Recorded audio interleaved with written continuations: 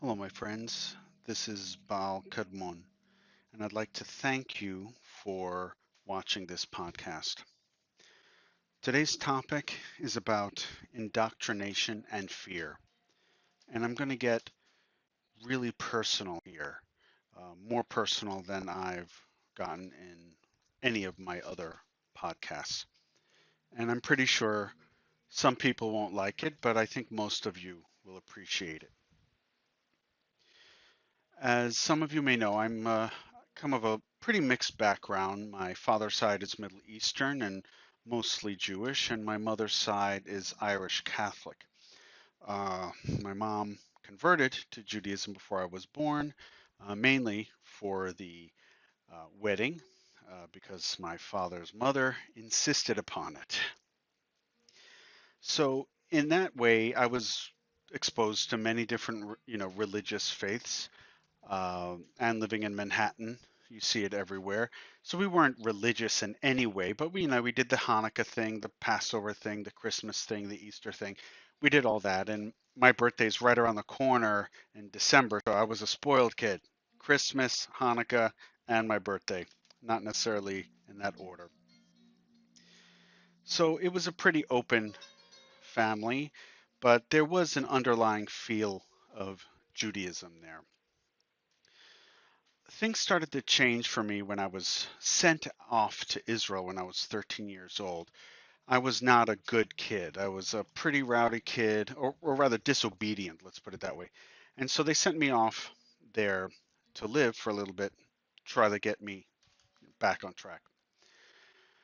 So when I was 14, I had a spiritual experience that put me on the path that I'm on now.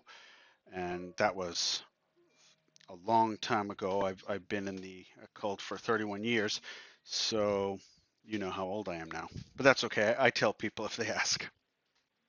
So I was really exploring. I mean, exploring everything, absolutely everything.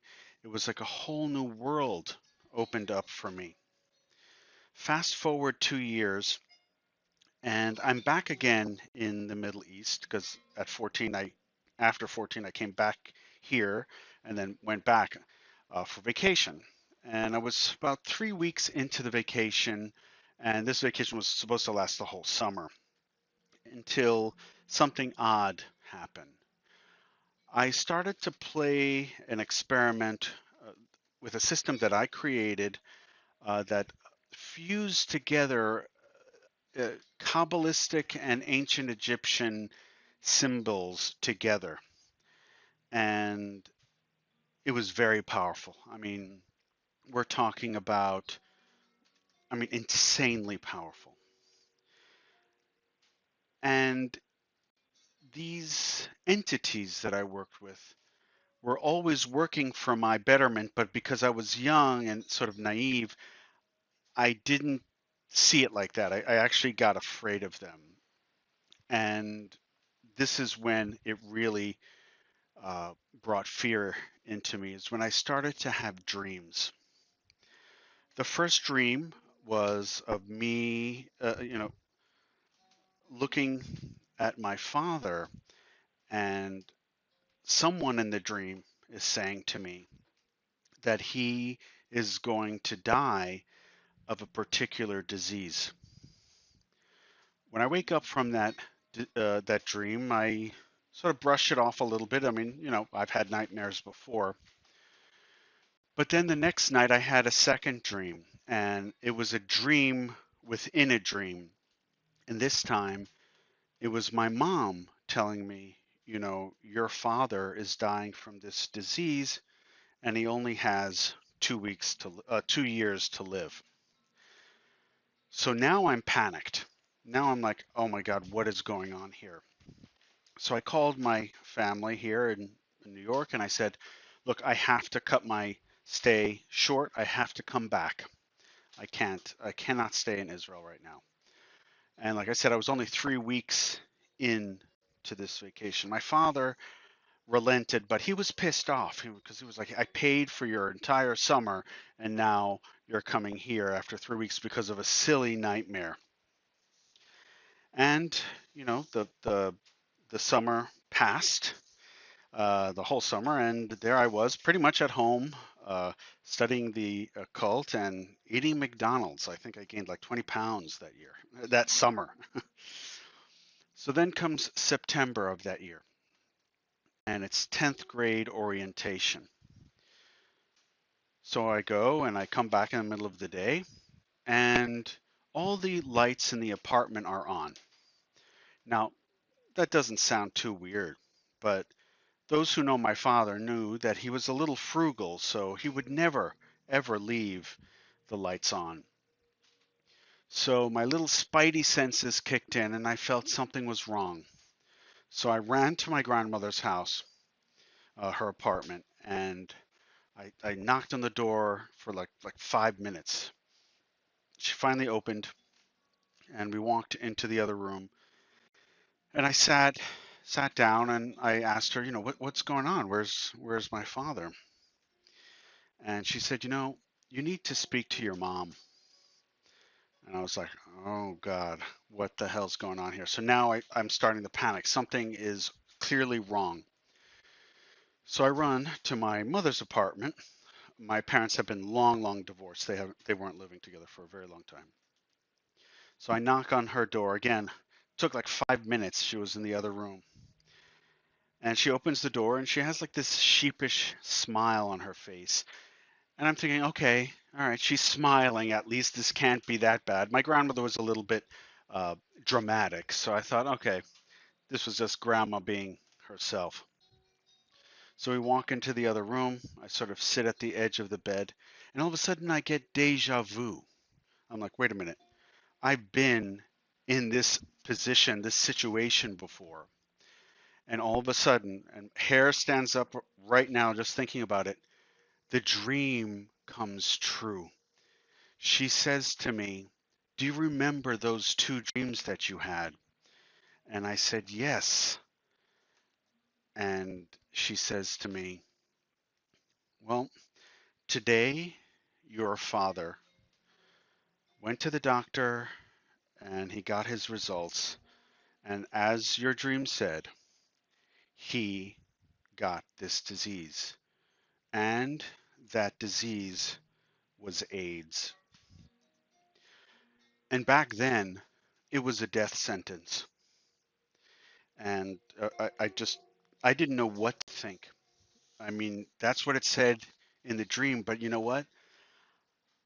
I was in my own world. I didn't really even know what AIDS was. And just to show you how disconnected I was from that, I would go on the subway or on on the bus, and there would be ads that would say, get tested for HIV. And I read it as hives. I was like, why are people getting tested for hives?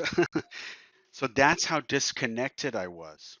But yet the spirits told me specifically what he was going to die from and that he would die in 2 years. That was just, I mean, crazy. And what happened at that point is my indoctrination kicked in. All of a sudden, I abandoned the occult completely and utterly.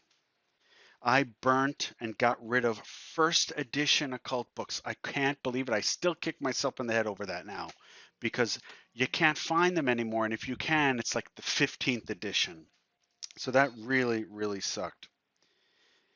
And just to see how powerful indoctrination is, I didn't even need to be religious in my past to be indoctrinated still.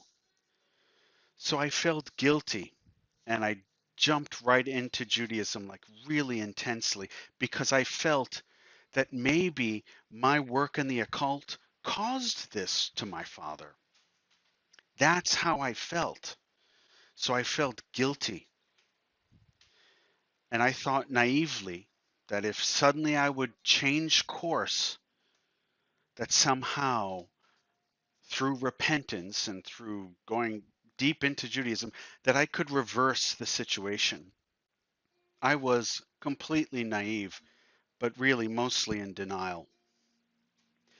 As I got deeper into the religion, the sicker my father got. And the more miserable I became because I was spiritually empty. I craved what the occult gave me and the connection that I had with the goddess Isis, who was my mother goddess at the time. Suffice it to say, my father died in 1992.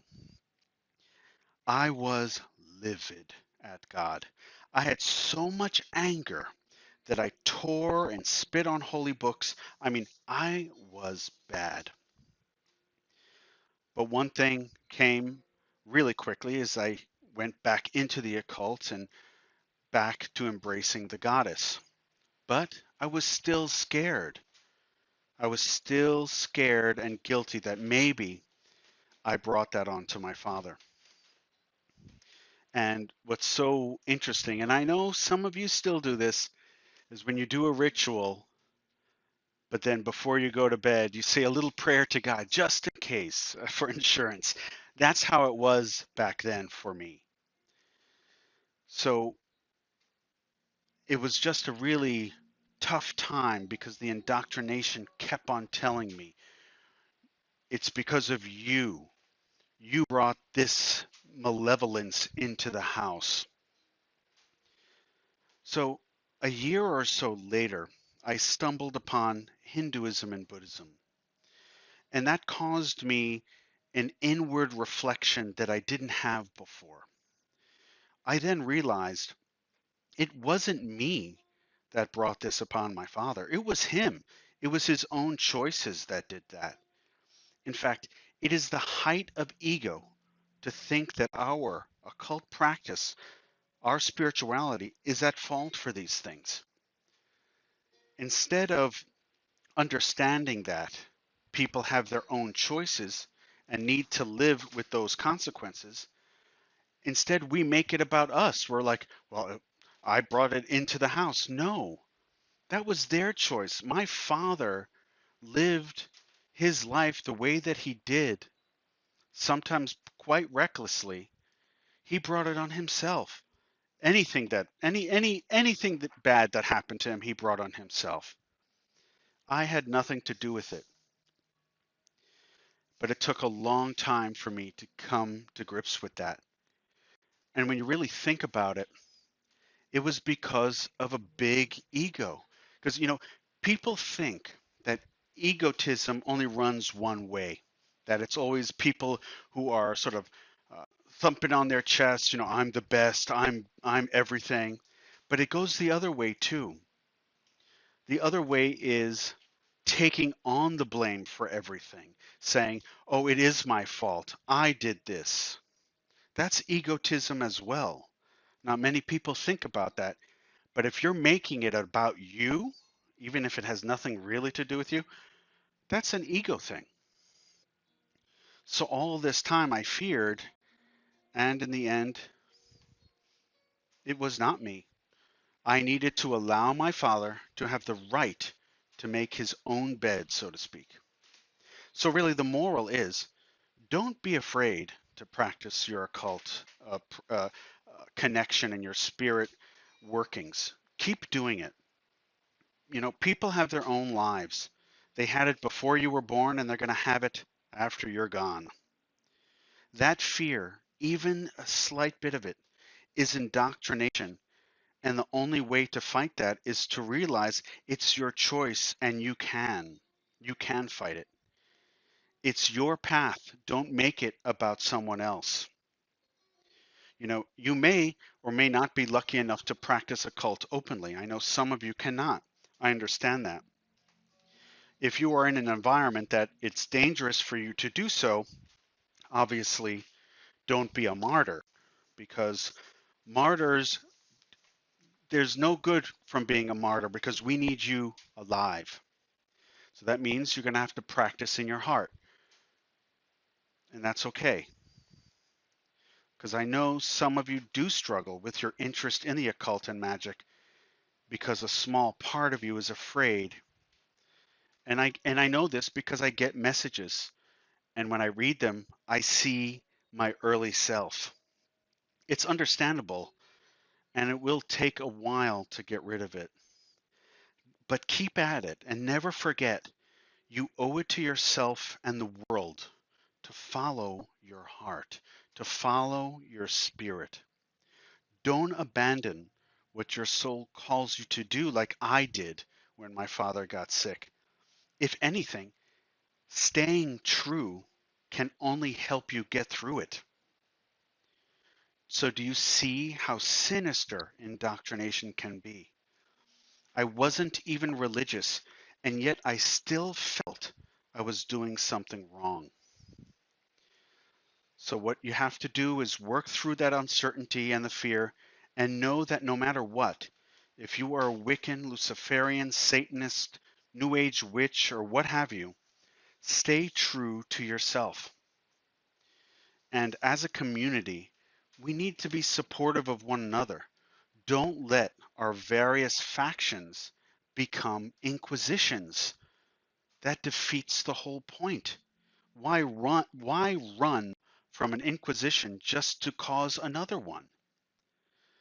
You know, we need to be one community, living the way our spirits want us to live. We didn't like it when the Western religions told us we were wrong. We shouldn't tell each other that we're wrong. We don't need to agree. But the moment one group becomes an inquisition, you know we have become like the religions we so desperately wanted to escape. So stay strong, stay true, follow your occult path. My brothers and sisters, don't let fear and indoctrination cause you to waver. Remember, it is just indoctrination and nothing more. These are ideas that were pumped into you from birth. Work through it. You got this. So mote it be.